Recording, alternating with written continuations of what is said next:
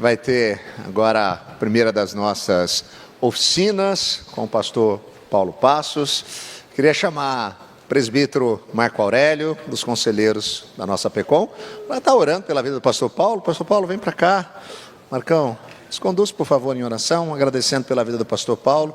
Pastor Paulo, para quem não sabe, é o coordenador de toda a área de evangelização da PECOM. Então, tudo aquilo que tem a ver com os nossos esforços de evangelização, a ideia, dos materiais evangelísticos que a gente envia, esse material do Minha Cidade para Cristo, do Discipulado Vida, ele está na supervisão dos times, do treinamento desses times que estão indo até as igrejas. Então, a gente agradece a Deus pela vida, pela dedicação do pastor Paulo, que Deus continue usando da maneira poderosa como tem feito. Vamos pedir para o Marcão para nos conduzir nessa oração. Pai, a Ti toda a honra, toda a glória, porque só o Senhor é merecedor de toda a honra e toda a glória. Obrigado, Pai, pela maneira como o Senhor tem falado ao nosso coração, tem nos impactado, nos desafiado, mostrado, Pai, que a gente precisa entender melhor a questão da nossa responsabilidade na evangelização e no discipulado. Agora, de uma maneira muito especial, colocamos diante do Teu altar a vida do pastor Paulo, servo dedicado, que o Senhor tem usado sobremaneira, Pai, na questão da preparação do Teu povo para cumprir o mandato da evangelização do discipulado. Usa a vida dele, abençoa juntamente com a sua família, com a sua igreja, o seu conselho a Deus, e tudo aquilo que ele tem feito e dedicado na área do Teu reino, Pai. Sabemos que ele faz isso para a honra e glória do Teu nome também. É no nome de Jesus que nós agradecemos. Amém. Deus abençoe, pastor. Boa tarde, irmãos.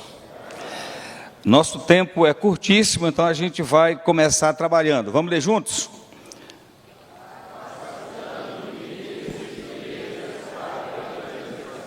Beleza, esse é o tema da nossa conversa hoje à tarde. Na verdade, essa é uma palestra de proposta, na verdade. Na verdade, não vai conseguir treinar ninguém aqui num período curto que a gente tem. Entretanto, isso é um desafio para que você possa pensar no treinamento na sua igreja local. Então, eu queria que a gente lesse juntos essa frase do John Stott. A evangelização é para a igreja o que a combustão... Então já deixa claro que se não tiver evangelização, o fogo apaga. Nós temos hoje um número crescente de igrejas que estão entrando com documento, pedindo projeto de revitalização, aumentando a cada ano o número de igrejas buscando revitalização, e quando o recurso da revitalização chega, é mais para sustentar o obreiro do que, de fato, acontecer uma revitalização no ambiente da igreja, porque não há revitalização sem evangelização, sem discipulado. Então, essa frase deixa muito claro por que muitas igrejas morrem, porque não evangelizam. É pela evangelização que a igreja ela é oxigenada, ela recebe novos membros, e novos membros que alcançam novos membros, que alcançam novos membros. Recentemente, um pastor amigo falou de uma pessoa que foi alcançada pela evangelização e que já está conectando outras pessoas que fazem parte do seu ciclo de relacionamento também na vida da igreja. Ou seja, uma pessoa que foi alcançada pelo evangelho e foi devidamente discipulada, essa pessoa traz outros para Cristo. Quando a gente alcança uma pessoa, a gente vai muito além da pessoa, a gente também se conecta com o círculo de relacionamento dessa pessoa. Por isso, a igreja necessita de evangelizar, porque sem evangelização, a igreja morre. E é isso que diz William Carey. Deixa eu tentar aqui. Vamos lá juntos? A igreja que não evangeliza... Então, se John Stott diz que a evangelização é o combustível que mantém a igreja com o fogo aceso, ou seja, mantém ela funcionando viva, o William Carey disse que se a igreja não evangelizar, ela se fossiliza, ela morre. Então, queridos, muitas igrejas que já foram referência no passado, hoje são igrejas que são referência de morte, porque elas pararam de evangelizar. Igrejas que se voltaram apenas para si. Isso é apenas para a gente provocar aqui uma reflexão sobre qual é o rumo que a gente tem dado para a nossa igreja. A gente tem participado aqui das palestras com o reverendo Randy Pope, em que ele tem falado sobre ser intencional, não viver por acaso, né? A gente ser intencional na busca de alcançar pessoas para Cristo, treiná-las para que se tornem discípulos de Jesus, maduros, seguidores comprometidos com fazer outros discípulos também. E é um texto que eu queria que a gente lesse junto, que a gente não tem muito tempo, então a gente selecionou alguns trechos aqui para a gente trabalhar. Vamos ler juntos? Atos 8, o contexto, os irmãos já sabem, o contexto da perseguição contra a igreja de Jerusalém, em que todos os membros da igreja tiveram que sair da cidade, se espalharem ali pelas regiões da Judéia, Samaria e outras regiões, e ficando na cidade apenas os apóstolos. Mas olha o que acontece, como a evangelização ela avança pelo mundo da época. Ela avança através dos membros da igreja, não através imediatamente dos apóstolos. Eles permaneceram em Jerusalém, os apóstolos, continuaram o trabalho da igreja que se esvaziou, continuaram sendo suporte doutrinário da igreja, e aqueles que estavam acompanhando o que estava acontecendo. A gente vê isso quando Pedro vai a Samaria para ver o trabalho que Filipe havia feito, ele supervisionou isso. Vemos isso quando Barnabé é enviado para Antioquia para supervisionar o trabalho que tinha nascido ali, a igreja que nasceu pelo trabalho dos membros. Agora, quem estava de fato fazendo a evangelização? Vamos ler juntos? Naquele dia, levantou-se grande perseguição contra a igreja em Jerusalém, e todos, exceto os apóstolos, foram dispersos pelas regiões da Judéia e Samaria. Verso 4: entremente os que foram dispersos, iam por toda parte pregando a palavra. Então, dispersão aqui no português, traduzido para o português, no original é o quê? Semeados. Semeadura. Então, é estranho ler assim, mas vamos tentar ler dessa maneira. Naquele dia levantou-se grande perseguição em Jerusalém, todos, exceto os apóstolos, foram semeados pelas regiões da Judéia e Samaria, e os que foram semeados iam por toda parte pregando a palavra. A ideia é que o cristão é uma semente viva do Evangelho, fazendo com que o Evangelho nasça e brote onde ele está. Aqui o desafio é pensar como a evangelização tem sido realizada na igreja local.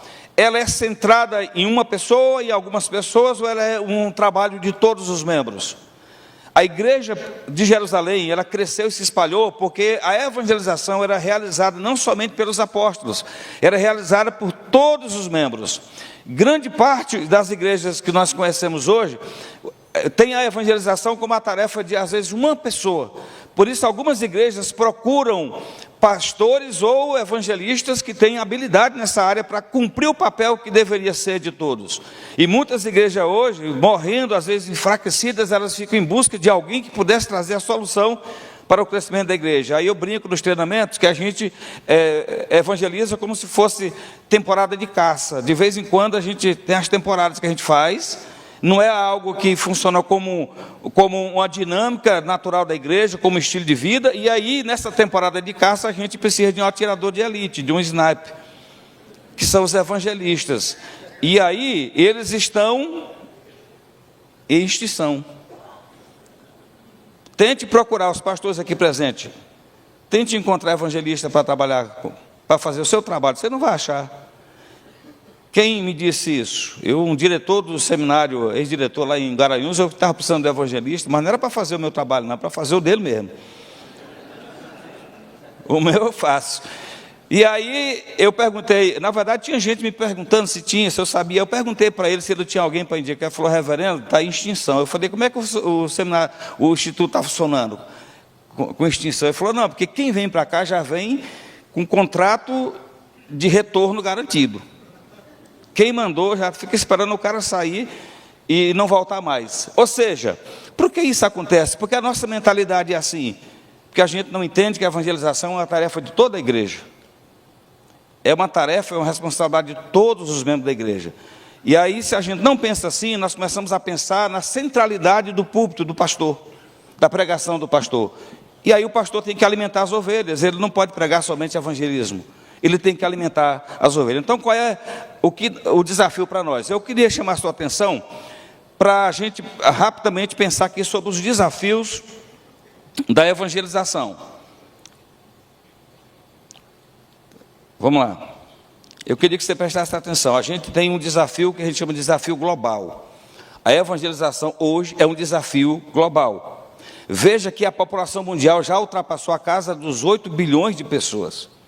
8,22 bilhões de pessoas é a população global hoje. Dessa população global, queridos, o que nós temos? A Unicef, por exemplo, eu pesquisei no site da Unicef que nascem 400 mil crianças a cada dia no planeta. 400 mil crianças por dia no planeta. Aí você se pergunte, pesquise para saber se proporcionalmente a gente chega pelo menos a 1% dessas 400 mil crianças em termos de nascimento espiritual. Faça uma pesquisa, quantas crianças na fé, quantos novos na fé nascem por dia no planeta? A gente não chega a 1%. São 400 mil crianças todo dia no planeta nascendo. Só em 2000, no início de 2024 agora, pesquisamos também, olha só, cerca de 370 crianças nasceram por minuto no início de 2024. Essa é a realidade que nós temos global. Em resumo, está nascendo muito mais gente sem Cristo do que pessoas para Cristo.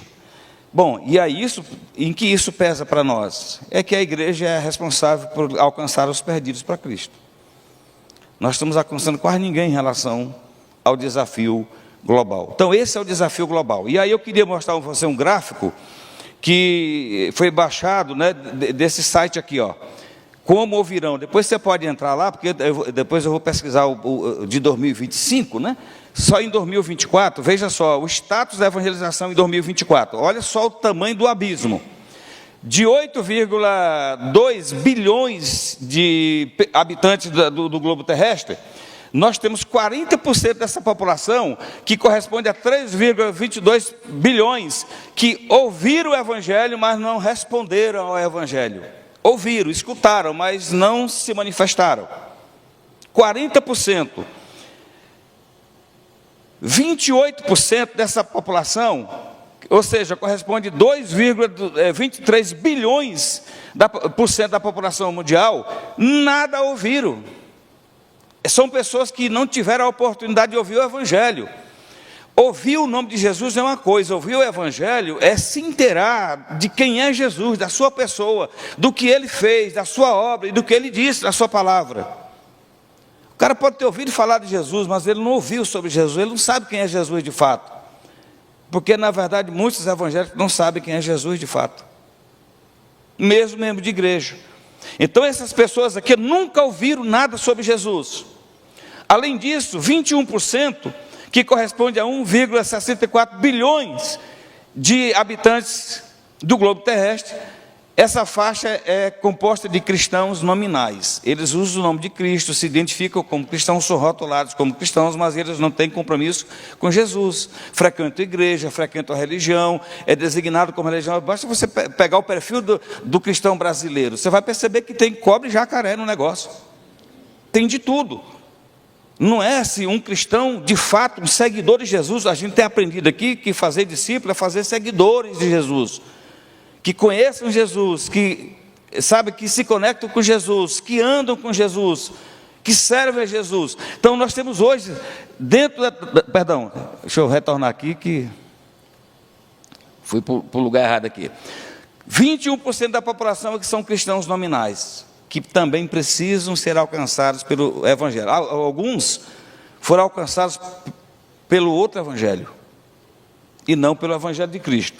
E a gente tem, infelizmente, apenas 11% dessa população de 8,20 bilhões de habitantes, que corresponde a 930 milhões apenas de habitantes do globo terrestre, que são seguidores de Jesus, pessoas comprometidas com Jesus. Perceberam o tamanho do desafio? Nós temos 89% da população global que precisa ser evangelizada. É por isso que hoje a igreja precisa evangelizar. Quem ainda nunca ouviu falar, precisa evangelizar quem está dentro da igreja, mas crê no outro evangelho. Eu vou só lhe dar um exemplo. Eu fui procurado recentemente por uma senhora que me ligou dizendo o seguinte: ela começou a frequentar a igreja, e depois ela me ligou dizendo assim: eu tenho 20 anos que eu sou membro de uma determinada igreja. mas eu estou começando a frequentar, e eu estou com a vida toda enrolada, a minha vida está toda complicada, eu queria que o senhor orasse por mim, para o senhor fazer um serviço de quebra de maldição. Aí eu falei, pode vir, vamos quebrar. E aí ela veio. Aí eu perguntei para ela, iniciou a conversa, eu disse, ela, olha, não pode ser, eu faço tudo certo e está tudo errado. Tá, eu falei assim, mas eu vou fazer duas perguntas do Evangelho Explosivo. A primeira, você tem certeza, se morrer agora vai para o céu? Ela disse, não, tem não, vou ser honesto com o senhor. A segunda é, se você morrer e você comparecer diante de Deus, ele perguntar assim, porque comparecer diante de Deus não significa estar no céu. É que todo mundo vai comparecer, como juiz. E ele perguntar, por que eu devo deixar você entrar no meu céu? O que você diria para Deus? Ela disse, eu vou se negar também não, eu sou adepta da crença da semeadura e da colheita. E aí ela disse assim, eu estou frita porque eu não faço muita coisa para ajudar. Aí eu descobri porque ela cria que crente é amaldiçoada, porque ela não tinha certeza da vida eterna e ela acreditava nela própria. Você acha, faça essa pergunta no meio da sua igreja, tenha coragem, cria coragem, faça essa pergunta um a um, para você vai ter uma surpresa super desagradável. Grande parte dos membros de igreja não tem certeza da vida eterna e confia na sua performance, no que tal. Precisam ser evangelizados, ter contato com o evangelho. Se isso acontece no seio da igreja, você imagina lá fora. Então, é por essa razão que não é todo mundo que se diz cristão e que frequenta a igreja, que vai assiduamente a um culto, que dá oferta, enfim, que tem de fato uma caminhada com Jesus. O desafio é fazer de seguidores de Jesus, que sejam maduros, comprometidos, capacitados para seguir Jesus e fazer além do que apenas frequentar a igreja. Então a gente volta, o desafio é esse, nós temos 89% da população para ser alcançada, e isso inclui a sua cidade, a minha cidade. É por isso que a APECOM criou o projeto Minha Cidade para Cristo. Sabe por quê? Qual foi a ideia? Era porque a gente percebe que há muitas igrejas que se consideram missionárias porque elas bancam o trabalho missionário de outras pessoas, que ajuda no sustento de outras igrejas. Eu fui numa certa igreja muito grande e a pessoa disse assim para mim, olha, queria te mostrar que nós sustentamos mais de 200 missionários no Brasil e fora do Brasil, com uma cota de R$500 para cada, isso tem uns 10 anos atrás, uma cota de R$500 para cada campo missionário. E eu disse, parabéns, ele estava dizendo orgulhosamente que a igreja dele era uma igreja missionária. Eu falei, e como é que é a atuação missionária da igreja na cidade? Ele falou, não, é que os irmãos, o pessoal não é muito dado, o pessoal aqui é muito assim, de vir ao culto. Ou seja, a igreja pagava, terceirizava a obra. Ela pagava para outros fazerem, mas ela mesma não fazia. Então nós começamos a chamar a atenção para o fato de que a igreja precisa saber, os pastores têm que saber, a liderança tem que saber que a igreja faz missão aqui, ali e acolá, concomitantemente. É que você deve continuar mandando dinheiro para quem está lá, que precisa, mas você não pode prescindir da sua responsabilidade onde você está inserido. A igreja tem que fazer diferença onde ela está. Ela precisa entender que a sua cidade é seu campo missionário prioritário.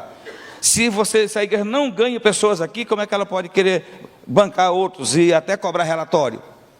Então, por isso nasceu o projeto Minha Cidade para Cristo. Nesse projeto global, nesse desafio global, que a gente viu, aqui isso tem uma responsabilidade de cada igreja local. Mas além do projeto, do desafio global, nós temos um desafio local. Primeiro desafio, falta de recursos materiais e financeiros. Muitas igrejas não têm recursos materiais, elas não sabem com que evangelizar e às vezes não tem dinheiro, porque a prioridade do dinheiro é para outras coisas. Queridos, há muitas igrejas que só investem em construção. Ela não investe em evangelização. Deixa eu lhe dar uma notícia ruim. Construção é importante, é necessário, a gente precisa fazer, mas construção não vai para o céu. Quem vão são pessoas, almas.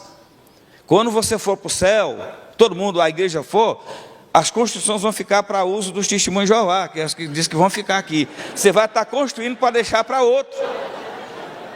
Então, a gente precisa construir, mas não podemos gastar todo o dinheiro apenas nisso. Separe, tenha visão, tenha intencionalidade, separe recursos para investir em conteúdo.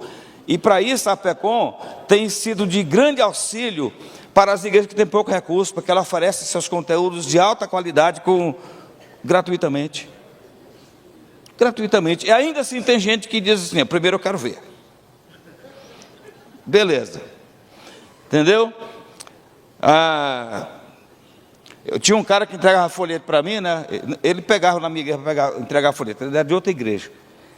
E aí ele sempre ia lá pedir folheto, e ele só queria os folhetos da PECOM, que era resumidos, letra grande, leitura fácil. Aí um dia eu não tinha, fui dar para outro, eu não quero não. Eu falei, mas eu estou lhe dando. Não, mas não interessa disso aí. Eu falei, mas não tem do outro. Mas o senhor tem que pedir. Eu falei, pô, fala com o seu pastor lá da sua igreja. Ele falou, não, ele não compra não.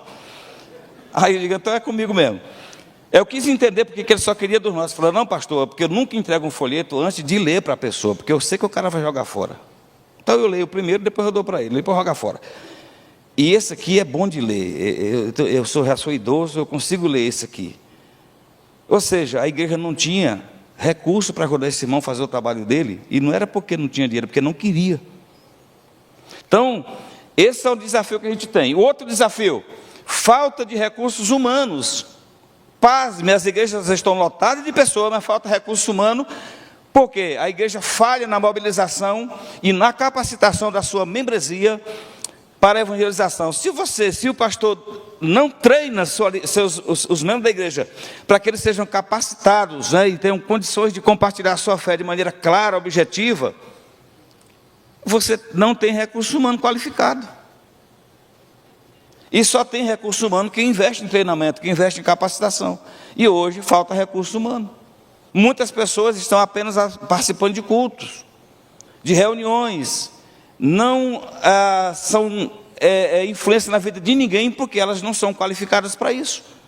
Outro desafio que a gente encontra na igreja local é a falta de visão evangelística, missionária, da liderança e da própria igreja. Ou seja, são igrejas que o pastoreio é de manutenção.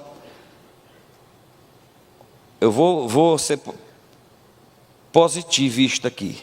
80% das nossas igrejas, o pastoreio é de manutenção. É só para alimentar o rebanho. E contabilizar quantos meninos nasceram, para subir da UCP para a UPA, da UPA para o MP, depois tal, e contabilizar e lamentar as baixas quando morrem ou transferem. Pastoreio de manutenção. Os membros não são treinados, a igreja não tem a visão de capacitar a sua membresia para jogar. O pastor precisa entender que a igreja é como um time de futebol. Tem um técnico, tem um capitão e tem os jogadores. E o pastor é as três coisas. Ele é o técnico, ele é o capitão, ele tem que vestir a camisa, ele não pode só comandar, mandar, papá. E ele tem que jogar também. Ele tem que dar o exemplo. E aí, só que ele, como técnico, ele treina a igreja para jogar, para atuar. Como capitão, ele conduz a igreja no processo, ele dá o exemplo. E como jogador, ele também evangeliza. Essa é a visão que a gente tem que ter. Mas tem pastor que se gaba de dizer assim, não, quem gera a ovelha é a ovelha, o pastor só cuida, como se o pastor também não fosse ovelha. Isso é o discurso do camarada que não convence mais nem as crianças da UCP. Que o menino quer saber, você vai, manda. Eu estive agora numa ação missionária da nossa igreja, eu estava lá, fiz 2 visitas com o nosso evangelista João ali. 2 visitas, sentamos com o camarada, compartilhamos o evangelho, o cara confessou os pecados, que a gente nem pediu para ele confessar, né? O cara disse assim, não, eu estou fazendo o que não deve e tal, e chorou, entendeu? Mas eu estava lá, eu não podia chegar lá, comandar o time para fazer o trabalho, e eu ficar de fora, só esperando a turma chegar e pedir conta, né? Então, isso envolve visão evangelística. Então, igrejas que o pastoreio é só de manutenção, não há treinamento, capacitação dos membros para o serviço, está totalmente contrário ao que diz Efésios 4, de 11 a 16. Que os pastores, evangelistas e mestres foram dados à igreja com vistas ao aperfeiçoamento, o treinamento, a capacitação dos santos para o desempenho do serviço dos santos. E o trabalho de todos edifica a igreja, gera unidade, gera maturidade e participação justa. Justa, né? Participação de cada parte. Outro desafio para a igreja local, que a gente encontra aí muito visível em quase todas as igrejas, a indiferença quanto à responsabilidade evangelística. Ou seja, grande parte das igrejas são centradas em si mesmas, elas funcionam, como dizia Edson Queiroz, como verdadeiros clubes sociais. Muitas igrejas é assim, é festa daqui, pizza, cachorro-quente, entendeu? Elas funcionam como, elas são voltadas para si, são igrejas que ficam dentro da bolha, vendo o mundo se acabar lá fora, mas elas estão protegidas aqui, blindadas, e elas não avançam. Então isso é um desafio que a gente precisa identificar e a gente precisa eliminar. Ainda, pensando no desafio da igreja local, falta de equilíbrio ministerial entre o serviço de adoração, a edificação do corpo e a evangelização dos perdidos. Isso é um tripé que tem que funcionar, gente, de maneira equilibrada. A igreja, ela tem um ministério que é voltado para Deus, a adoração, o culto, e nossas igrejas são excelentes nisso. Um culto bíblico, teocêntrico, cristocêntrico, bibliocêntrico, liturgia equilibrada, né? É verdade que eu já participei de alguns cultos, só deu para cantar o primeiro canto, que era um hino. Os demais não dava para cantar, porque o negócio destoava da nossa teologia. Mas ainda assim, há um zelo na adoração, há essa preocupação de se reunir para adorar o Senhor. Por outro lado, também a gente vê que a maioria das nossas igrejas, pela qualificação dos nossos pastores, são igrejas que são bem edificadas, bem nutridas, bem alimentadas com o ensino da palavra, com a pregação. Mas a maioria falta a terceira perna. Não há evangelização.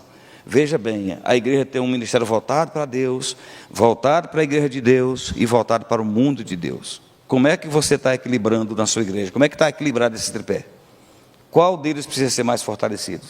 Então, geralmente, o que fica negligenciado é isso aqui, ó, a evangelização. Bom, avançando, falta de estratégias evangelísticas de crescimento. Também não há um planejamento evangelístico, uma estratégia de crescimento planejada. Assim, a maioria das igrejas não tem isso. Quanto à evangelização, a igreja não sabe para onde está indo. Então são igrejas que vão vivendo a vida, vão levando a vida, sem intencionalidade, sem um rumo certo quanto a essas questões. Mas também falta de intencionalidade e planejamento evangelístico, ou seja, são igrejas que estão vivendo no chamado comodismo institucional. Tem igreja que sobrevive do nome da denominação, entendeu? Como a nossa igreja é uma igreja respeitada no mundo, no Brasil, muitas igrejas sobrevivem disso. Tanto que as pessoas não convidam alguém para ir a Cristo, convida para conhecer a IPB, entendeu? A gente ama a IPB, mas Cristo é quem salva. Então, as igrejas, elas vivem no comodismo institucional e crescimento por proselitismo. Eu estava dizendo num treinamento que eu estava dando agora, a gente precisa, acho que é lá no Paraná, eu falei, nós precisamos dar oferta para Nicodemos. Todo mundo aqui devia dar oferta. Quase todo pastor que eu conheço fala assim, nós recebemos esse ano mais de 20 pessoas que vieram de outros grupos religiosos em busca da fé reformada, que começaram a assistir Reverendo Nicodemos na internet. Quando ele morrer, ainda bem que ficam os vídeos, né? Mas isso não vai resolver o problema nosso. Nós temos que fazer a nossa parte. Então é importante dar, quem sabe, mandar uma oferta. Reverendo, só não está sabendo não, mas minha igreja cresceu X% porque pessoas migraram. Isso é proselitismo. E não há nada errado em receber pessoas que estão em busca de uma fé bíblica reformada. A gente não pode deixar essas pessoas na mão, a gente tem que acolher, mas isso não pode fazer com que a gente se acomode e pense que estamos evangelizando. É o que está acontecendo. Eu dou aula num curso da IPB, aí esse ano na sala de aula tinha lá, eu perguntei se tinha algum aluno de outra denominação lá, ou vindo, né, para eu poder ter cuidado com o que ia falar. Aí três levantaram o dedo assim, né, aí eu perguntei, aí disse, nós três viemos da mesma igreja. Aí disse lá, é uma seita complicada. E aí eu falei, rapaz, sério, eu digo, vocês entenderam, entendeu? Vocês são eleitos mesmo. Entenderam a doutrina da eleição para sair daquele negócio ali. Aí um levantou e disse assim, um evangelista lá disse assim, na minha igreja esse ano nós recebemos foi a orquestra inteira, 47 membros. Aí imaginou a igreja aqui, nossa igreja pouco investe em música, a gente tem pouca, sabe, gente assim, a gente parece que o pastor só preocupa com o sermão, não entende que a música faz parte de um culto bem organizado, né? A gente investe muito pouco. Nós somos muito inteligentes teologicamente, mas para fazer música parece que só alguns poucos, né? E aí o cara diz, rapaz, o que vocês vão fazer agora? O cara não sabe nem o que fazer com aquela orquestra inteira, 47 membros. Isso é crescimento por proselitismo. A gente acolhe as pessoas que estão em busca de teologia saudável. Mas a gente não pode entender, se acomodar achando que isso resolve a nossa responsabilidade. Não resolve. Então, falta de intencionalidade. A gente tem que ser intencional quanto a isso. Outra coisa importante é falta de prioridade, que é um desafio local, da igreja local. Falta de prioridade e foco missional. A igreja tem muitas outras bandeiras que ocupam a sua atenção. Então há um foco exagerado eu coloquei aqui, o duplo sentido meu, na informação e na formação teológica, que é importante e necessário. Mas se aquilo que você está recebendo não puder ser transmitido para outros, meu irmão, você está guardando o bom tesouro só para você. Grande parte das igrejas sobrevive de conferência na área de teologia, e os membros só recebendo conhecimento, o pastor que não sabe, você está arrumando gente para te peitar no culto. É importante, mas tem pastor que ele está pregando, o cara está consultando. Hoje eu estava até brincando numa igreja lá no Paraná, que eu falei, o pastor teve que ficar esperto. E quando você prega, o cara está consultando Nicodemo, para saber se ele concorda com você. Entendeu? Você está falando aqui, o cara disse, não, pastor, foi boa, consultei tio Nico, deu certo aqui. É uma benção, mas hoje você vai estar treinando pessoas, enchendo a mente, justamente para que a pessoa, ele vai começar a discutir. O que está acontecendo hoje? Discussões tolas em mídias sociais, em redes, sobre calvinismo versus arminiano, essa coisa toda que só serve para criar confusão e animosidade e rejeição, quando na verdade o cara podia estar falando de Jesus. Mas por que isso? Porque o investimento está sendo feito só na informação. Nós precisamos criar uma cultura de formação, de capacitação, de treinamento da nossa membresia para que as pessoas possam servir. Elas não servirão se elas não forem treinadas para isso. Elas não farão nada. Lembra aqui que o reverendo Randy Pope falou que às vezes as pessoas direcionam, dão diretrizes, depois vão, e as pessoas não vão só com a diretriz. Eles precisam ser treinados para saber o que fazer. E aí as igrejas precisam ter. Por isso que a PECOM, e nós estamos aqui para dizer para você, tem cura. A PECOM oferece treinamento na sua região, no seu presbitério, no seu sínodo, na sua igreja local, para ajudar você a treinar a sua membresia. Aí você vai perceber que a igreja vai ter outra qualidade. Porque membros capacitados, eles vão a encontro de outras pessoas e alcançam. Então, ao invés de capacitação para o ministério, o foco é somente. Você tem que focar duas coisas. Quem vai compartilhar o evangelho precisa conhecer. Mas não pode focar só no conhecimento, tem que focar na capacitação da pessoa para que ela possa comunicar o que ela sabe sobre Jesus. E aí vem tantas outras coisas. Mas a gente tem um outro desafio, que ele é pessoal. Então nós já vimos o desafio global. Há mais gente nascendo perdida do que gente nascendo na fé. Proporção gigantesca a distância. Localmente, a igreja enfrenta esse desafio que acabamos de falar aqui. Mas e pessoalmente? Quais são os desafios pessoais que os crentes oferecem para o pastor? Primeiro, infelizmente, muitos cristãos não compartilham o evangelho por várias razões. A primeira delas é que esses crentes têm medo de tentarem compartilhar e fracassarem. Tem medo de começar a conversa, ao invés de evangelizar, perder a fé. Porque já teve caso do cara foi tentar evangelizar, quando ele terminou a conversa ele estava confuso. Será que é isso mesmo? Eu estou certo? O cara conseguiu convencer ele o contrário, porque ele não foi devidamente treinado para isso. Não tem condição de defender a fé. Então ele tem medo de falhar, ele não vai. Ele não investe. Outro desafio pessoal é que a pessoa, além de ter medo de fracassar, algumas já passaram por uma experiência, tentaram e deu errado. Não conseguiu. Um dia eu estava saindo de um prédio, de uma escola, e começou a chover, eu entrei debaixo de um quiosque, assim, tinha uma mulher sentada, um monte de gente em volta, ela estava numa discussão sobre a Bíblia com alguém lá, e o cara pedia assim, mostra o texto, e ela estava com essa Bíblia, jogava para um lado para o outro. E eu fiquei vendo aquilo ali, até que eu falei assim, a conversa não é comigo não, mas eu tenho que salvar essa irmã. Que o cara dizia assim, mostra, prova, ela dizia assim, eu não sei onde está não, mas está aqui. Ou seja, ela não sabia. Aí quando eu falei, querida, o texto é tal, ela disse, moço, muito obrigado, Deus abençoe. Ela salvou a pele, né? Ela estava passando por uma experiência negativa, ela tentou evangelizar uma pessoa, o cara confrontou ela dizia que era a escritura que tinha dito e ela não sabia onde encontrava. Então tem gente que passa por experiência negativa, e aí aquilo para ele marca. a vida dele, para sempre, negativamente, ele nunca mais tenta. Outro problema pessoal é que há pessoas que não evangelizam porque eles oferecem um péssimo testemunho perante a sociedade. Gente que tem uma alta expressividade de carnalidade, gente que tem uma vida mundana que as pessoas não conseguem ter. Uma pessoa falou assim, eu fiquei muito com vergonha de um amigo meu, que eu achava que ele era um bom testemunho, e de repente alguém viu ele, e a gente falando de Jesus, o cara falou, mas você não é... E aí, enfim, o cara tinha uma vida ruim, complicada, não tinha uma vida consagrada a Deus, mas saiu e se arriscou.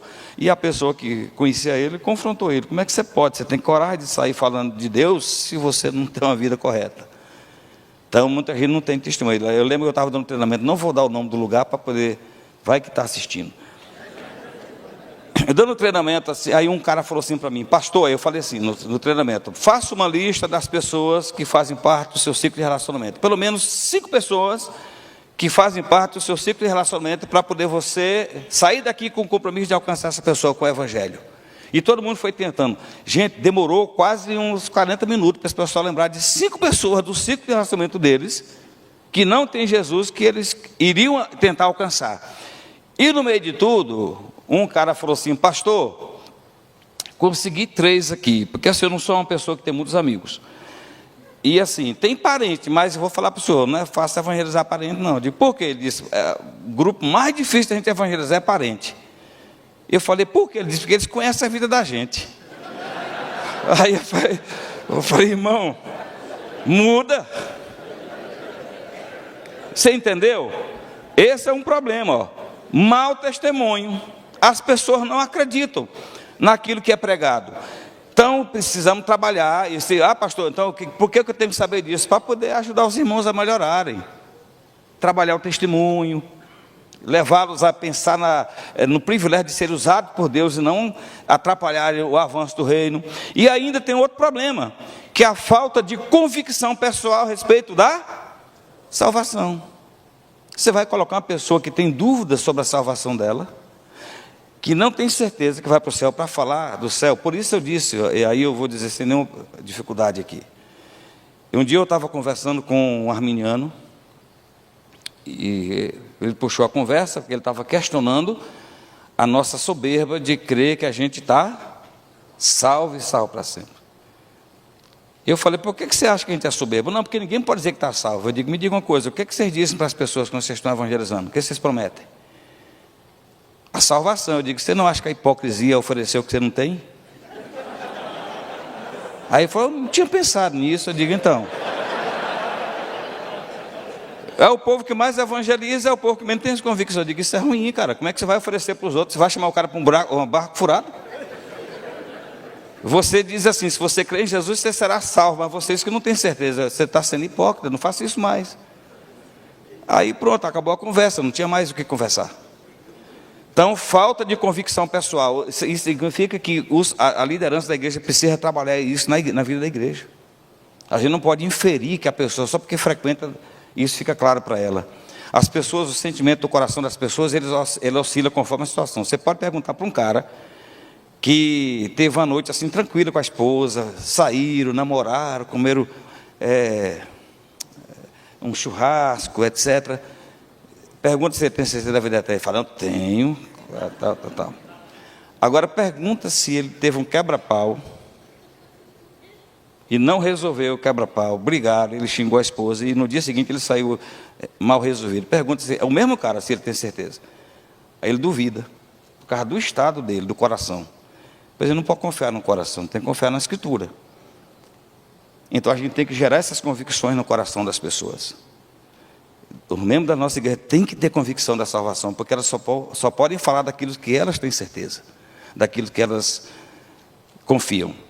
E um outro problema, que é um desafio, que eu vou colocar, é a visão equivocada sobre a responsabilidade da evangelização. Sabe o que significa isso? A maioria dos membros da igreja acham que pagam o pastor para fazer o trabalho delas. Elas acham que a evangelização é tarefa de algumas poucas pessoas, de outras não. Elas acham que não é o testemunho, não é uma responsabilidade geral. Então, essa falta de compreensão, essa visão equivocada faz com que as pessoas entendam que não, eu só tenho que dar o dízimo e pronto, tem quem faz. E elas cobram, é por isso que muitos pastores presbiterianos hoje estão degolados, andando de igreja em igreja, parecendo cigano, nunca para. Porque se ele não produz o crescimento em lugar de todos, ele é dispensado. A igreja fica sempre à procura de um pastor que resolve o problema de todo mundo. Agora eu vou lhe dizer qual é o problema disso tudo. É o próprio pastor, que o pastor tem que chegar a explicar, deixar claro para a igreja, que a tarefa é de todos.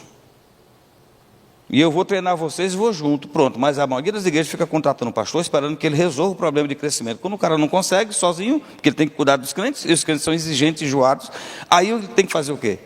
Dispensa o cara, vai atrás de outro. Entendeu?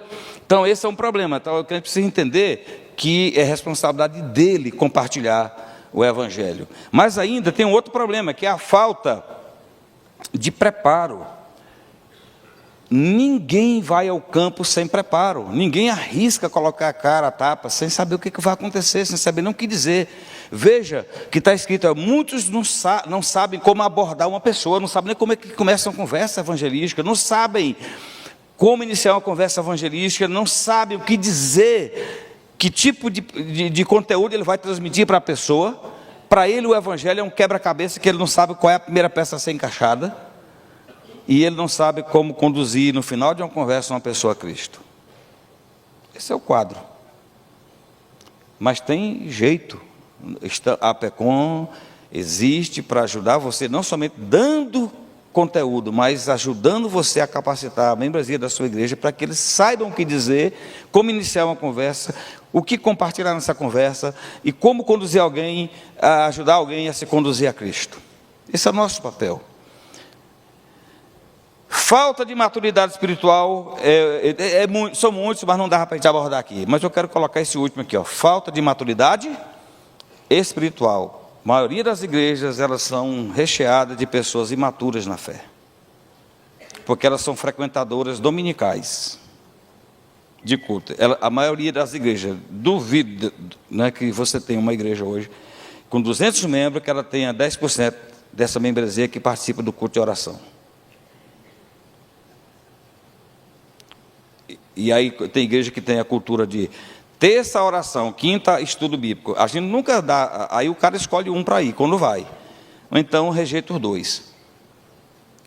E às vezes ele escolhe a escola dominical ou o culto à noite. Isso gera imaturidade. E por que aí, eu digo, e a gente acaba dando 2 estudos, né, na semana, que o cara não fica com nenhum. Um na terça, outro na quinta. Porque quinta-feira é doutrina. Todo estudo é doutrina. Terça-feira, você já fez uma reunião de oração, chega assim, pessoal, vamos só orar? Vamos iniciar aqui com um cântico e orar? Nunca, sabe por quê? Se você fizer só oração, dura 5 minutos a reunião. Os crentes não têm assunto com Deus. A conversa é rápida, ele faz 2 pedidos e vaza para casa. Aí a gente tem que dar um estudo para segurar mais 1 hora. Entendeu? Então, aí gera imaturidade espiritual, não há intencionalidade em produzir crescimento. E aí eu queria, eu estou caminhando para o final, viu? E a gente vai correr agora, não vai dar tempo de ler, só para a gente trabalhar eu quero só deixar isso aqui para você refletir sobre os impactos, né? Por que a gente já viu os desafios, agora por que é importante que sua igreja tenha uma cultura, desenvolva uma cultura de evangelização? Por que a igreja precisa buscar capacitação, treinamento para evangelização? Qual o impacto na vida de uma igreja, na vida de uma pessoa, na vida do pastor, quando a evangelização se torna um estilo de vida, algo natural na vida da igreja? Vamos pensar sobre os impactos da evangelização nessas 3 áreas. Primeiro, na vida pessoal do crente. Veja o que acontece quando os membros da igreja são treinados para evangelização. Vamos ler juntos aí agora, rapidamente, nós vamos ter tempo de ler os textos, depois você pode pesquisar. A evangelização, ela encoraja o cristão a viver a sua fé de maneira prática. Quando você treina a igreja para evangelizar, o crente começa a colocar em prática a sua vida religiosa, a sua fé. Ou seja, ele para de ser apenas um teórico, ele começa a compartilhar. Portanto, crentes que evangelizam, eles desenvolvem ousadia, ficam corajosos, compaixão das pessoas perdidas, para de olhar as pessoas como adversárias, como inimigas, experiência missionária, porque passam a ter encontros evangelísticos, e quando as pessoas se convertem, essas pessoas elas se alegram e elas passam a ter maturidade espiritual. Crente que evangeliza amadurece. Ainda, outro benefício para a vida do crente é que a evangelização, ela desafia o crente, o indivíduo, a viver uma vida de santidade e coerência com a Escritura. Para não acontecer que da pessoa jogar na cara dele o que ele não é. Começa a se alinhar com a Escritura. Ele sente essa obrigação, porque senão ele vira um cínico. E para não ser cínico, ele começa a repensar a sua conduta. Então, veja aí o que acontece quando o crente evangeliza, porque as pessoas se dispõem a anunciar o Evangelho de Cristo, elas devem buscar uma vida de santidade, uma vida separada, né, para Deus, coerência com o Evangelho, um testemunho que seja irrepreensível perante o mundo. Isso é o resultado que acontece na vida de quem procura evangelizar. Isso, vou colocar esses 2 pontos apenas para mostrar. Se você investe na evangelização da sua igreja, você vai ter crentes melhores, no sentido de pessoas mais qualificadas, tanto para testemunhar com a vida, quanto com as palavras. Mas há algo interessante, é que a evangelização ela gera impacto não só na vida individual do crente, mas também na vida coletiva, na vida da igreja.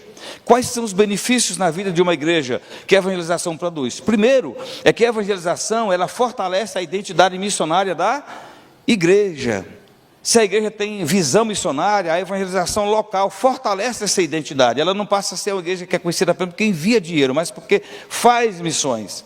É uma igreja que se torna uma referência para aqueles que querem fazer missões. Então veja só, uma igreja que evangeliza vive segundo o propósito para o qual ela existe. Qual é o propósito da igreja? Fazer discípulos de todas as nações a partir da cidade onde ela se encontra. Lembra? Vocês serão minhas testemunhas, tanto em Jerusalém, cidade da igreja, ali de Atos 2, como Judéia, Samaria até os confins da terra. Então, a evangelização, ela fortalece a identidade missionária da igreja, mas ela também promove o crescimento saudável da igreja. A igreja, como eu disse, há muitas igrejas crescendo por proselitismo. Não que a igreja esteja fazendo proselitismo, mas eu chamo de proselitismo ativo, né? Quando a pessoa vai lá e pesca no aquário, mas ela passivamente está recebendo pessoas que a procuram. Só que eu conheço história de igrejas que implodiram, recebendo pessoas, vindo com outras crenças que não foram devidamente, criteriosamente acolhidas, não passaram por um estudo das principais doutrinas da nossa igreja. Eram pessoas que demonstravam vida piedosa, mas não tinham conhecimento, e de repente essas pessoas, por terem vindo de outro ambiente, começaram a causar um problema em igrejas que implodiram. Quem veio levou mais gente do que o que trouxe. Então, o que a gente aprende aqui com isso? É que vidas alcançadas e transformadas pela pregação do Evangelho, quando a igreja prega o Evangelho, elas resultam em um crescimento numérico, espiritual, orgânico e orgânico da igreja local. Então não é só crescimento numérico, é espiritual e orgânico, quando isso acontece por meio da evangelização. Então é melhor evangelizar, enquanto a gente acolhe quem precisa de acolhimento, a gente evangeliza, alcança quem ainda não é alcançado. Mas ainda, a evangelização, ela renova o fervor espiritual da igreja. Uma igreja que evangeliza é mais fervorosa, é espiritualmente mais fervorosa, é uma igreja que ora mais, é uma igreja que adora mais, é uma igreja que tem melhor comunhão, é uma igreja que tem ânimo e disposição para buscar o perdido, tá certo? Então, o evangelismo na igreja local, ele reaquece o amor por Deus, fortalece a fé, desperta o zelo espiritual e a paixão pela missão. Experimente fazer da sua igreja uma igreja evangelística, uma igreja evangelizadora, uma igreja discipuladora. Mas a gente ainda tem outros benefícios na vida da igreja. Vamos lá? É que a igreja, ela é impactada pela evangelização porque ela é despertada para a oração. Igrejas que evangelizam são igrejas que oram. A gente precisa orar pelas pessoas que a gente quer alcançar. A gente não pode simplesmente sair e lançar as redes, é preciso orar. Então, a evangelização leva a igreja à intercessão, à prática de orar pelas pessoas e à dependência do Espírito Santo se ela quer frutificar. Ela não é uma igreja que vai crescer focada em si mesmo.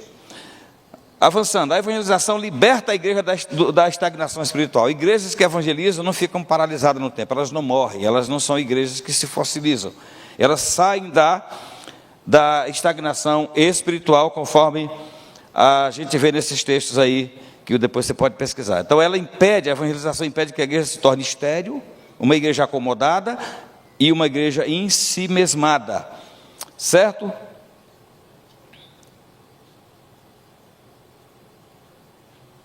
Eu não tinha pastor, eu estou apanhando desse passador aqui, viu? Bom, a evangelização também, ela desperta a igreja para a oração, já falei isso? Então eu estou voltando aqui no tempo. Beleza, na vida ainda na igreja, a evangelização liberta a igreja da estagnação espiritual. Eu estou muito atrasado aqui. Eu estava acompanhando aqui, não aí. Então vamos lá, deixa eu avançar. Nós estamos caminhando para o final.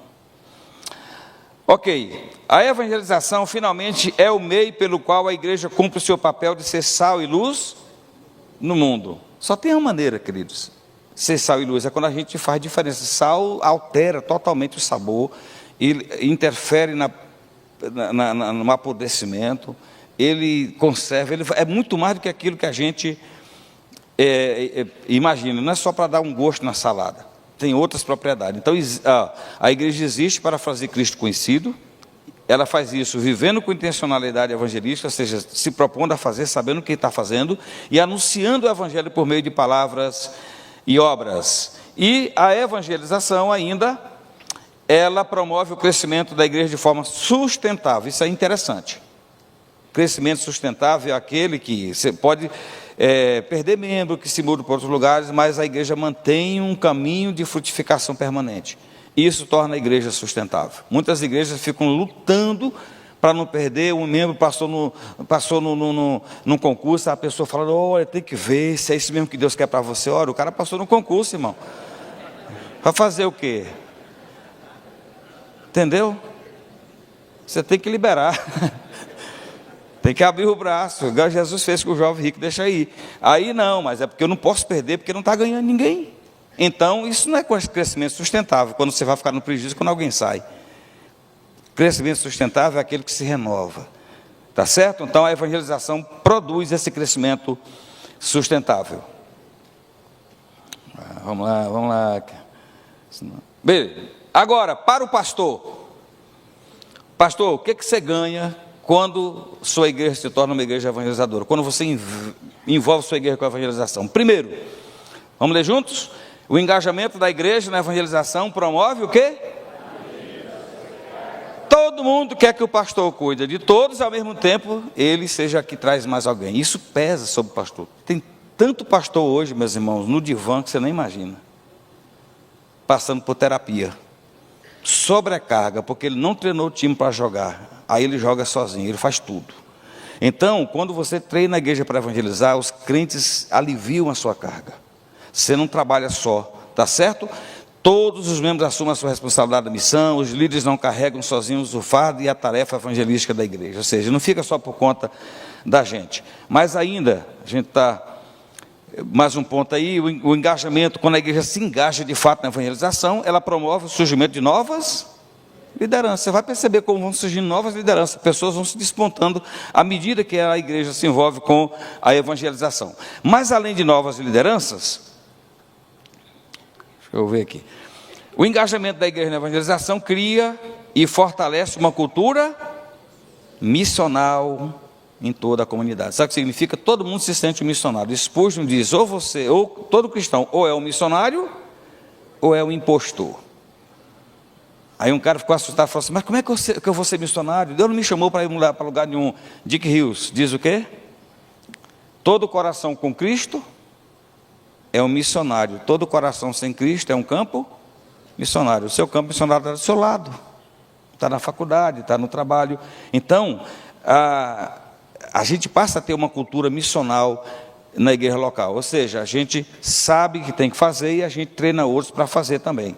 Então vamos lá. O engajamento da igreja na evangelização faz o que ainda? Renova o ânimo. Ou qual é o pastor que não fica animado quando a igreja está crescendo? qual é o pastor que não fica empolgadaço quando ele percebe que os crentes toda semana apresentam uma pessoa nova? Pastor, eu queria te apresentar o Zé, é um amigo meu, que eu falei de Jesus para ele. Eu queria que você me desse aí um currículo para eu discipular ele. Isso é fantástico, irmãos, e tem igreja aqui que vive esse processo. Bom, a gente vai concluir com algumas coisas aqui rapidamente. Isso aqui, ó.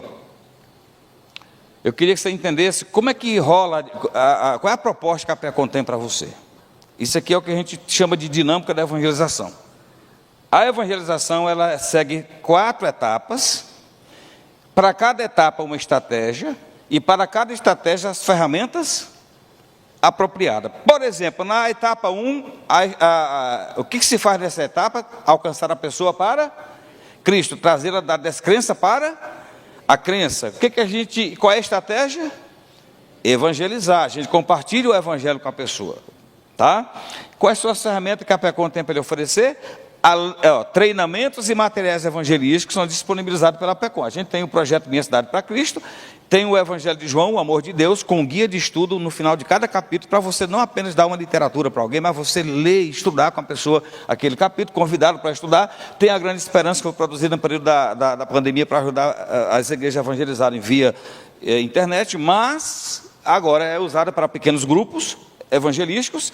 E esse aqui que está pronto, vai só colocar à disposição para a impressão, que é a vida que Cristo oferece, com a sequência de 8 estudos indutivos evangelísticos apontando para a fé em Jesus Cristo. Na segunda etapa, vamos ver se você alcançou a pessoa através do evangelho, você segue agora discipulando para que ele se torne membro da igreja. E aí a estratégia aqui é integrar a pessoa na vida da igreja. Quais são as ferramentas? Também oferecemos treinamento, discipulado básico, preparatório para a profissão de fé. No caso, a PECOM tem o discipulado vida, que está sendo aí amplamente divulgado, que é a ferramenta que você vai caminhar por um período, que o pastor Jean vai falar isso daqui a pouco, eu não vou entrar na área dele, da palestra dele. Aí você cumpriu, a pessoa foi discipulada, foi integrada na vida da igreja pelo batismo na profissão de fé, e parte para a terceira etapa, porque a maioria das igrejas param nessa etapa. A maioria das igrejas alcançou para Cristo, discipulou, batizou, pronto, o cara está resolvido, agora segue a vida aí do jeito que você quer. E não é aí. Você precisa passar para outra etapa, que agora você vai treiná-lo para reproduzir, para que ele também gere frutos. A estratégia aqui é você capacitá-lo com treinamentos, como a gente viu aqui, para ele fazer, e aí você vai usar ferramentas, né, que desenvolvam as habilidades ministeriais do discípulo, para que ele possa se reproduzir através do evangelismo discipulado, ou seja, discípulos que fazem discípulos. E por fim, bom, agora já tem um cara na igreja que ele evangeliza e discipula, está pronto para isso. Qual é o próximo passo? O cara foi treinado, capacitado, agora você vai enviar para a multiplicação. E aí essa é a estratégia da missão. E as ferramentas, você vai mobilizar a pessoa, liderar, coordenar e acompanhar o discípulo no evangelismo usando o cartão de compromisso missional que a PECOM tem, você viu lá no stand, que ajuda o camarada a saber quais são os passos que ele deve dar na direção de uma pessoa nova na fé. E aí você tem o projeto Minha Cidade para Cristo, que é um projeto da PECOM, que tem 2 braços, né? O braço evangelístico, com as ferramentas para alcançar a pessoa para Cristo, e o braço do discipulado para integrar a pessoa na vida da igreja e prepará-lo também missionalmente. Aí a gente ainda tem, só para você saber as ferramentas, alguns já viram, mas quem não passou lá no stand, lá você pode ver o Amor de Deus, o Evangelho segundo João, que é com estudos indutivos no final de cada capítulo para 21 encontros ou 21 semanas. E a gente tem também a Grande Esperança, que vocês viram lá, que é o plano de Deus para o futuro, ou seja, é um guia de estudos indutivos evangelísticos projetado para 6 encontros, contando com a introdução. Por que esse tema, a Grande Esperança? Porque foi feito na pandemia. A pandemia, a palavra mais escutada, mais falada era morte, e a palavra mais temida, todo mundo pensava que ia morrer. E aí a gente resolveu criar uma ferramenta que desse esperança, e a esperança está com a vida eterna com Deus. Ainda que você vai morrer, se morrer, você tem como viver uma vida eterna com o Senhor. Daí foi produzido esse material. A Grande Esperança, ela já tem saído do Brasil. Isso aqui eu recebi do Jean, essa foto. Isso aqui aconteceu, um encontro, percebe que esse cara está tudo pintado aqui, parece ser um acampamento, alguma coisa assim, mas foram 200 jovens lá em Angola que foram alcançados com o conteúdo da Grande Esperança, que a PECOM produziu. Essa turma se preparou para isso. E aí, saindo, esse aqui, que eu queria que vocês soubessem. Então, logo, A Vida que Cristo Oferece, é um guia de estudos indutivos também, evangelístico, para 8 encontros, baseado no Evangelho de João. Esse é uma sequência mais intencional, mais direcionada, não é capítulo por capítulo, é o assunto em si, que aí você pode conhecer ainda no stand, ainda dá tempo hoje. Bom, aí, queridos, eu estou encerrando agora, esse aqui é o último que eu queria colocar para você. O que eu quero dizer com tudo isso? Não dá para a gente dar treinamento, então a ideia é, você quer um treinamento na sua igreja, na sua região, a gente sugere que você busque apoio do presbitério, do sínodo, para que você possa ter um treinamento que qualifique sua membresia. Por que buscar apoio? Porque, infelizmente, muitas cidades a nossa igreja não é unida. Em algumas cidades, eu estou falando por experiência, eu estou mais de 30 anos andando no Brasil, fazendo treinamento, e igrejas, quando uma promove, a outra não vai. Eu já estive dando treinamento numa cidade que precisava muito do Evangelho, igrejas fraquíssimas, 3 igrejas se juntaram para fazer outro evento para que os clientes não participassem do treinamento.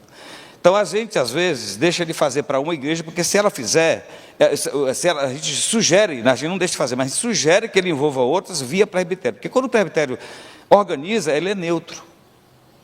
Mas quando uma igreja faz, as outras não vão, nem sempre. E eu sei que isso não é regra, porque tem muitas igrejas, cidades que as igrejas são hiper unidas, elas não disputam entre si, então isso é ruim, mas é preciso dizer, às vezes, para otimizar recursos, que a PECOM gasta com a viagem do treinador, com o material que é oferecido, tudo gratuito, a gente tentar juntar pessoas de várias igrejas num local, e aí oferecer um treinamento para todo mundo, e aí depois a gente acompanha.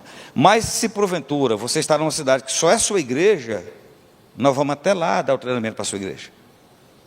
Que a PECOM existe para ajudar a igreja, para cooperar com a igreja. Então, você pode buscar o treinamento. E aqui, esse QR Code aqui, não sei se você vai conseguir, foi o resumo da Grande Esperança, a síntese dele, numa apresentação para você fazer no celular para abordagem pessoal. Se você depois quiser baixar, você baixa aí, tá? E fica aqui o contato da nossa coordenação. A secretária, Carol...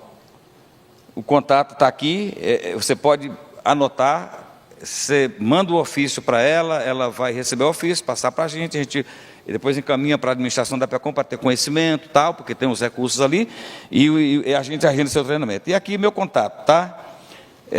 Se eu demorar a responder, às vezes se eu não responder na hora, rola, mas você insiste, tá?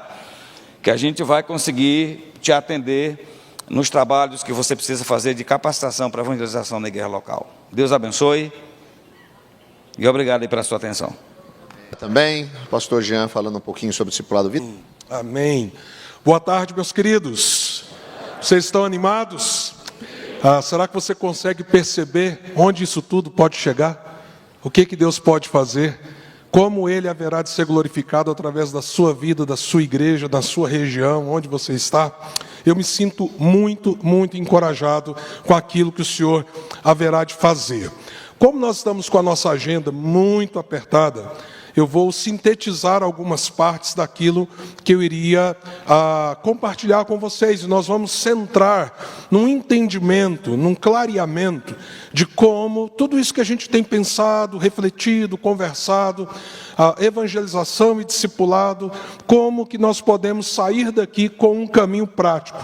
O pastor Paulo já nos apontou algumas questões, e eu quero aqui também conectar esse conjunto, não é, da evangelização e do discipulado de maneira prática, para que você possa sair daqui com algumas diretrizes, de não apenas o que e porquê, mas o como. Então, como nós podemos, como igreja local, sermos efetivos naquilo que nós estamos sendo desafiados nessa primeira conferência de evangelismo e discipulado. Há uma coisa que o Randy Paul falou ontem, que é o nosso grande desafio, que é o que nós precisamos estar conscientes, que é Mateus 28, 18 a 20.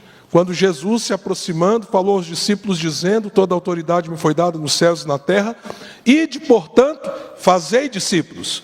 Paulo acabou de nos falar sobre esta urgente tarefa, fazer discípulos. E para fazer discípulos é necessário a evangelização.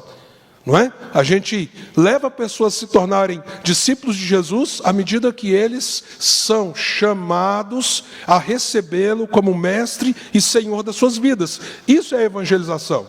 Só que Mateus 28, 18 a 20, continua dizendo que essas pessoas nós vamos prepará-las para o batismo, vão ser batizadas e nós vamos ensinar o que elas precisam guardar nos seus corações. Dentro então dessa perspectiva, evangelizar e discipular são duas faces de uma mesma moeda, ou de uma mesma tarefa. A tarefa de fazer e treinar os discípulos. E eu gostaria então de conectar essas pontas em termos práticos, apresentando, inclusive, de maneira mais específica, a ferramenta que é o discipulado vida. Inclusive, eu imagino que alguns estão confusos, não é? O Randy Pope, que é líder mundial do Life on Life, tem falado aqui sobre Life on Life, aí você ouve falar sobre discipulado vida, talvez um está perguntando assim, né? É a mesma coisa? É um jeito diferente de dizer sobre o mesmo currículo? E a gente vai entender que não. Inclusive, o discipulado vida tem um propósito específico, um pouco diferente do Life on Life. Vamos lá então, eu estou aqui sem o controle, né? Não sei se já conseguiram resolver o probleminha aí, se não, vão passando aí para mim, por favor. Pode passar a tela. Eu falei ontem, né, que eu estou usando o discipulado vida com a minha filha. É bonita, não é, gente? Fala um amém pelo menos, irmão. Amém, amém, linda, não é? Não está aqui não. Puxou a mãe, pela graça de Deus, não é? Então essa é minha filha. Jean, o currículo vida foi feito para crianças? Não, irmãos. Mas eu sentindo que eu poderia adaptar e caminhar com a minha filha, eu tenho utilizado. Nós temos visto um impacto muito grande a partir da pré-adolescência, ou seja, à medida que aquele pré-adolescente, aquele adolescente já tem uma certa capacidade interpretativa, porque o currículo é um currículo de fácil linguagem, ele já pode ser impactado e abençoado. Mas se você, como eu, falar assim, não, eu vou adaptar, o que eu quero é caminhar com meu filho de 8, 9 anos, 10 anos, o que você tem que fazer é discipular. Se o discipulado vida servir e abençoar a sua família, discipule seu filho e sua filha, não obstante o material ter sido feito de uma maneira mais adaptada para o pré-adolescente, o adolescente para frente e a pessoa adulta. Mas vamos para frente então, aí com os nossos slides. Pode passar, por favor. Isso aqui é muito importante. Pode clicar. Nós vimos muita coisa aqui que tem a ver com pré-evangelismo, ou seja, a gente se preparar para evangelizar. E nesse sentido, um aspecto muito positivo do que o Paulo falou. Nós, como IPB, temos recebido ferramentas que nos preparam para a evangelização. Então, Minha Cidade para Cristo tem o treinamento de evangelismo e o treinamento de discipulado. Cada um desses treinamentos precisa de pelo menos 5 horas. Então, o presbitério, o sínodo, uma determinada região, solicita a PECOM. Nisso, o que você está fazendo? Levando esse processo de preparação. E mesmo nesse processo de preparação, nós temos outras ferramentas, como mini-bíblia, folhetos, que você pode ir usando. Agora, por que a gente chama de pré-evangelismo? Porque entregar um folheto para alguém, simplesmente dar uma literatura, não é evangelizar. Se você não apresentou o plano de salvação, se você não gastou tempo com essa pessoa, não caminhou com ela, não pôde dar a ela uma clareza do Evangelho, então você não evangelizou, mas você está preparando o caminho para que outro, ou talvez você mesmo, possa continuar evangelizando essa pessoa. Parte, então, dessa preparação é, em si, os próprios treinamentos. Ontem, inclusive, foi citado aqui o CTA, Centro de Treinamento APECOM. Alguém já ouviu falar? Alguns aí, não é? Então, lá tem vários cursos também preparatórios para evangelização. Não é?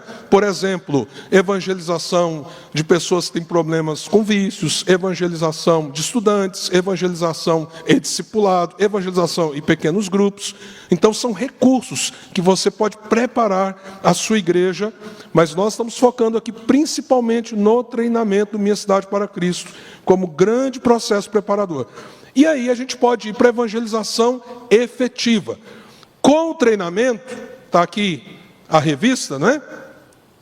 Aqui, ó, não é? A grande esperança, você vai treinar irmãos que vão formar grupos pequenos evangelísticos. E eles vão, através do cartão missional, dar passos, objetivos. Ou seja, quando você preparar a sua igreja e você perceber, você tem um time, toda a igreja envolvida, engajada e fazendo a coisa acontecer. Tudo isso aqui através do treinamento que é oferecido. E aí vocês entram numa ação evangelizadora. Mas, o que nós vamos fazer com as pessoas que o Senhor nos der? Os filhos da fé, não é? Aqueles que haverão de crer. Então nós temos um papel pós-evangelismo. E aí nós entramos agora no ponto da apresentação específica do discipulado vida. Nós não podemos apenas gerar filhos, nós temos que cuidar deles. E gente, criança dá trabalho, não dá? Quem aqui já teve um filho pequeno em casa? Levanta a mão. Olha aí, você sabe o que eu estou falando. É bom demais, não é? Uma criança, quando chega numa casa, revoluciona o ambiente, não é?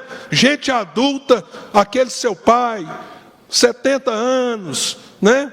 Assim, ranzinhos, um homem é bravo, não é? Mas chegou o netinho, ele está lá falando igual criança. Não é? Então, filhos na fé também geram uma nova alegria, um renovo, como nós vimos aqui. Mas necessitam de cuidados, necessitam de investimento da nossa parte. E nós temos o caminho, o modelo é Jesus. O que precisamos fazer é discipulá-los, caminhar com eles num ambiente orgânico. E se o caminho é o discipulado, nós estamos aqui diante de uma grande possibilidade e perspectiva. O discipulado vida, lembra que o Randy falou sobre a jornada da vida espiritual? E ele falou da descrença para a crença, da crença para a maturidade, da maturidade para a liderança. Onde que está o discipulado vida nisso aí? Como vocês viram, o Life on Life é um caminho longo, 3 anos. Mas e o discipulado vida? É algo mais curto, com um objetivo bem específico, que está muito mais no escopo nosso, como a PECOM, como Agência Presbiteriana de Evangelização e Comunicação, que é investir nessa descrença para a crença. Então a gente evangeliza, e agora nós temos que ajudar essa pessoa a ter o mínimo de maturidade possível, ter uma base, disciplinas espirituais, acompanhamento. Então nós temos aqui mais do que o currículo, nós temos uma proposta de caminhada com as pessoas novas na fé. O discipulado vida é um processo muito recente, gente. Se você olhar as etapas, nós começamos em certo sentido o aspecto prático, produção, não é? Não, o discipulado vida é um material traduzido da igreja americana. Não, irmãos. O discipulado vida é um material feito aqui por brasileiros, não é? Construído aqui na nossa cultura e dentro da nossa realidade, não é? Então ele foi construído a partir de setembro. Seu conceito é um pouco anterior, 2022 para 2023. Setembro de 2023 nós começamos a produzir. Tivemos um período que nós chamamos de igrejas laboratório. O pessoal recebia em PDF e dava feedback para nós, melhora nisso, isso aqui não ficou claro, tem um erro aqui. Foi muito importante, nós queremos, né, Paulo, agradecer muito as igrejas que se abriram para esse papel. E elas nos ajudaram bastante. Depois, em abril de 2024, nós treinamos 34 pastores de várias regiões, alguns estão aqui. Eu queria que ficassem em pé os pastores que estiveram no treinamento lá em Caldas. Por favor, nós temos alguns aqui conosco hoje. Olha esses irmãos, eles estão abençoando já o Brasil com treinamento, multiplicando esse processo, não é? Tem gente lá em cima, vários lá em cima, outros aqui embaixo. 34 irmãos foram treinados. E nós começamos então, a partir do lançamento em junho de 2024, e recebemos o currículo publicado em outubro, agora de 2024, nós startamos os treinamentos. E começamos a preparar as igrejas para utilizar o discipulado vida. Só para os irmãos terem ideia, até semana passada, neste ano, fora os treinamentos do ano passado, já aconteceram 37 treinamentos em várias regiões do país. Nós tínhamos projetado 50 treinamentos para o ano. Agora pense, nós começamos em abril e já temos 37. E hoje é a nossa conferência.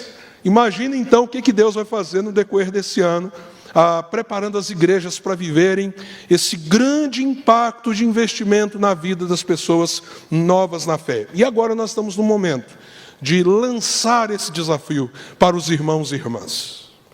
Não apenas aquecer o seu coração, mas desafiar você a investir na vida de pessoas, a mergulhar, imergir na tarefa de treinar discípulos. E isso é possível, e a PECOM está aqui justamente não apenas para a gente refletir sobre, mas trabalharmos juntos como Igreja Presbiteriana do Brasil. O Life on Life, na verdade, então, é uma parceria que nos forneceu algumas ferramentas. O Life on Life é um movimento de discipulado que também existe no Brasil. Está lá o stand, quem quiser conhecer sobre o Life on Life. Mas o discipulado vida não é uma ferramenta do Life on Life. É uma ferramenta da IPB desenvolvida com o apoio do Life on Life. Nós temos a bênção de ter o Randy Pope com a gente aqui nessa primeira conferência. Ficou claro isso, irmãos? Amém? Amém? Então, discipulado vida é uma coisa, Life on Life é outra, não obstante elas poderem serem complementares. E o discipulado vida é uma ferramenta oficial da IPB. Pois bem, dito isso, vamos olhar rapidamente então para o próprio discipulado vida. Vamos compreendê-lo um pouco, não é? Então, o discipulado vida, vamos aqui abrir, está bem, hein? Lê para mim, por favor, vamos lá? 3, 2, 1...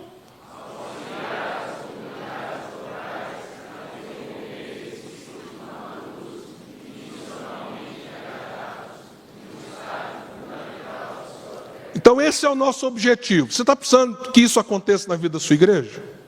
Você está precisando preparar, não é, discípulos para que eles cresçam, amadureçam, se tornem missionalmente engajados, eles têm um fervor evangelístico. E isso numa etapa embrionária da caminhada deles com Jesus, para que eles já cresçam assim. Esse é o objetivo do discipulado vida. Tudo que foi desenvolvido foi para ajudar as igrejas nessa tarefa. Vamos para frente. O público-alvo, isso é importante. Então, já que esse é o objetivo, público-alvo, primeiro, gente nova na fé. Paulão aqui incendiou seu coração. Você vai sair daqui e falar do Senhor Jesus. Mas e depois o que você vai fazer com a pessoa que aceitar o Evangelho? Você vai plantar a vida neles. Amém, gente? Eu vou dizer, esse amém aí está fraco, pessoal. O próximo, mais fervoroso. Adolescentes e jovens cristãos candidatos ao batismo e profissão de fé. Vou dar um exemplo aqui.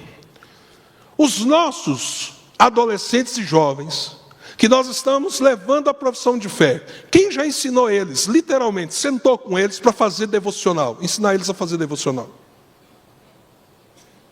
Quem ouve os problemas, as inquietações da mente deles, do coração deles? As questões, hoje, culturais, que eles precisam falar e colocar sobre a mesa. Então, discipulado nos dá a oportunidade de não apenas dizer, falar, mas nos conectar com o coração dessa geração. Caminhar com eles de perto. Não é? Começar a vida devocional. E imagine o impacto que isso pode ter na vida desses jovens e adolescentes. Mas também existe um terceiro grupo. Qualquer pessoa que precise de um fundamento bíblico reformado para a sua jornada como discípulo. Paulo citou aqui essa migração de gente de outras comunidades, dizendo assim, não, agora eu sou reformado. A maioria que se diz reformado, chegando na igreja, sendo reformado, ele só foi impactado por um pedacinho da perspectiva reformada. Cheio de dúvidas, cheio de misturas. Domingo passado eu fui aconselhar um rapaz, ele falou assim, não, porque eu tenho muitas dúvidas na minha cabeça. Eu falei assim, e você veio de que comunidade? Ele falou assim, você quer saber da última ou das outras 4? Uma confusão doutrinária, bíblica, emocional. Qual é o ambiente que a gente está tendo para receber essas pessoas olhando nos olhos, conversando, né? Ouvindo, mas qual que é a sua dúvida? Qual que é a sua questão? E o discipulado nos dá essa possibilidade efetiva. Eu pus aí a foto do grupo da minha esposa, está faltando uma pessoa. Por quê? Porque nesse grupo aí, só não tem lá o jovem, o adolescente. Mas tem gente recém-convertida e gente vinda de outras denominações, cheia de dúvidas. E a minha esposa está lá discipulando toda quinta-feira, não é? Literalmente, 2h30 da tarde, lá em casa, aquela coisa de mulher, né? O homem passa na padaria, compra um saquinho com os 3 pão de queijo, né? Fica no saquinho mesmo, uma Coca-Cola, e a gente senta e faz discipulado. Lá não, põe mesa, xícara, né, guardanapo. Aí eu tenho que sair de casa, porque o homem lá dentro de casa não vai dar certo. E elas vão lá e gastam 1h30 crescendo juntas. E elas estão crescendo em relacionamento, na presença de Deus, usando o discipulado vida. É só um exemplo rápido, né? E aí, para nós, qual que é a definição que nós damos no discipulado vida para aquilo que é discipulado? Inclusive tem muito a ver com o que a gente tem ouvido aqui do Randy Povo. Vamos lá, gente? 3, 2, 1, discipulado.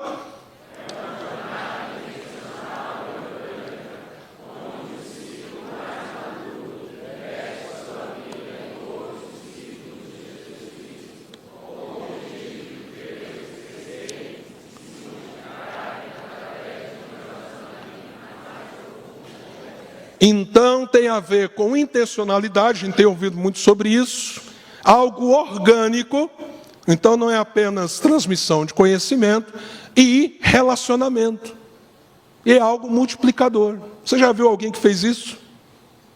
E você já viu algum testemunho por aí, num livro que você conhece, chamado Bíblia, principalmente no Novo Testamento, de como isso foi sendo replicado, replicado, replicado? Onde que nós perdemos isso? Será por que a gente parou de fazer isso? Onde nós abandonamos? Onde nós perdemos o timing? Mas eu não tenho a resposta. Mas eu vou ser honesto com você. Eu não estou muito preocupado em ter essa resposta. Eu estou preocupado em saber o seguinte: como que a gente recupera o timing? Como que a gente vai para frente? Como nós vamos resgatar isso? E como nós vamos discipular centenas e centenas e milhares de pessoas na igreja brasileira hoje, na sua geração e na minha geração. Então vamos parar de ficar só filosofando, mão na massa. De vez em quando eu pareço o Roster, né? Até no penteado. Então, discipulado, Jean, não é apenas um currículo. O discipulado vida. Jean, pega aí o discipulado vida para mim. Não tem como pegar. Tem como pegar o currículo. Mas o discipulado vida é muito mais do que um currículo. É bom ter um currículo, como nós vimos hoje. Mas é muito mais do que isso. Discipulado, irmãos, é mais, muito mais. Vamos ver se o material aqui me ajuda, né? Do que apenas conhecimento. Não é uma sala de aula. Ambiente relacional, tá? Não é meio de controle. Tem uns lugares por aí que ensinam algum tipo de discipulado. Fulano é meu discípulo. Quem diz que você tem discípulo, infeliz? Você está fazendo discipulado cristão? Quem é o mestre do discipulado? É Jesus, não é você não.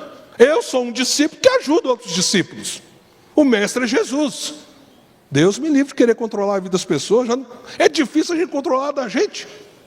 Já até a mulher da gente está tentando ajudar a gente com controle, não é? Ainda vinha alguém para controlar. Também não é apenas um programa, é mais do que programa. Você começar esse negócio, deixa eu te dizer uma coisa. Você começar a discipular, Henrique, você depois me fala se eu estou falando a verdade ou não. Você começar com isso, sua vida vai mudar. Porque isso vai entrar nas suas entranhas, assim, no seu coração, como um modelo de vida. Investir em gente, ajudar a gente a crescer em Jesus. Mas vamos lá, porque o nosso tempo, né? A gente quer ouvir o Randy Pope ainda, né, irmãos? Amém? Então tá. Bom, mas como que o currículo e suas ferramentas foi estruturado? Olha só que coisa interessante. Primeiro tem um acróstico. Você lembra aquilo que o Randy falou? Olha, a gente precisa de uns elementos de transformação. A gente precisa de verdade. A gente precisa massagear a verdade. E a gente precisa também de prestação de contas. E a gente precisa, não é, de missionalidade. Isso aí tem que ter no discipulado. Está tudo aí, irmãos. Só que é um acróstico. Então, não são as mesmas palavras, mas é a mesma coisa. Não é? É verdade, intencionalidade, que é massagear, disponibilidade, que é eu disponho o meu coração, avanço, que é a gente ser missional no discipulado. Todo todos os encontros nós trabalhamos esses elementos e a oração no meio disso tudo. Então, nesse sentido que vem a contribuição do Life on Life como uma experiência ampla, já de décadas, para nos ajudar a elaborar algo para a IPB, como aconteceu. E aí a gente acaba tendo ensino, exemplo, encorajamento, envio, aquele processo todo que ele falou, não é? A gente tem tudo isso dentro dos princípios do discipulado vida, banhado, permeado pela oração. E aí o currículo é estruturado em 20 lições, distribuídas em 4 módulos. Entre cada lição, mas Jean, não é um material muito grosso para 20 lições? Cada lição aí 5 páginas. É porque entre uma lição e outra tem um diário devocional. A pessoa vai aprender a fazer devocional diária. Ler a palavra, orar em casa, crescer em Jesus. E aqui ela já vai registrando. Aqui dentro também tem o cartão missional, né, como nós vamos ver. Não é? Está tudo conectado dentro dessa proposta que é o discipulado vida. E nós vamos pular isso aqui, mas olha só, pelo menos os nomes. Testemunho do reverendo Rodrigo Soceto plantando igreja. Olha só, o próximo aí, Juarez Malta, lá em Água Boa, no Mato Grosso. Não é? Vamos passar para o próximo. Não é? Reverendo Marcos, em Juazeiro do Norte. Ou seja, você vai lá do Mato Grosso, lá para o Ceará. Alguns desses irmãos estão aqui, inclusive. O Cláudio, lá no interior de Goiás. Olha aí. E o reverendo Wagner, está bem ali o reverendo Wagner? Levanta a mão aí, Wagner. Aqui em São Paulo, numa capital, numa metrópole como São Paulo. Ou seja, a ferramenta, ela é útil em vários contextos e situações. Revitalização, plantação de igrejas, grandes cidades, pequenas cidades, povoados, onde o Senhor desejar que discípulos mais maduros invista na vida de discípulos menos maduros. Por fim, como que a gente vai fazer essa coisa acontecer? Então comece orando e compartilhando a visão. Já não vai ter treinamento agora, como é que eu vou fazer? Eu estou incendiado. Ore. Vá para a sua igreja agora e compartilhe, irmãos, tem um caminho de evangelização e discipulado. Segundo, vamos lá. Mobilize os concílios da sua região. Mas como é que a gente leva isso tudo lá para a nossa região? Junto o presbitério fala assim, irmãos, nós precisamos agendar. Só que tem paciência com a gente, viu? Porque a gente tem que distribuir a agenda e já há muita demanda. Mas nós vamos chegar lá em nome de Jesus, tá? Terceiro, marque o treinamento. Entre em contato com a PECOM, nós vamos agendar, nós vamos preparar, talvez você faça em 2 etapas, evangelização, depois discipular, talvez você faça um final de semana intensivo, mas vamos levar lá para a sua região. Detalhe que não é detalhe. Leve uma pequena equipe da sua igreja. Pastor, não vá sozinho. Leve 3, 4 irmãos estratégicos, vai para o treinamento, para vocês sentarem depois e falar assim, como nós vamos aplicar aqui? Agora vocês vão me ajudar a gente viver esse negócio aqui e fazer isso acontecer. Evangelização e discipulado na igreja local. E quinto, seja fiel aos princípios. Nós somos um povo muito criativo. E eu termino com esse ponto. Nós somos muito criativos, né? Lá em Goiás tem sushi com piqui. Não é? Então a gente cria, a gente desenvolve. Só que nós temos uma dificuldade. A gente mal conhece o processo. Fala assim, rapaz, tive uma ideia aqui.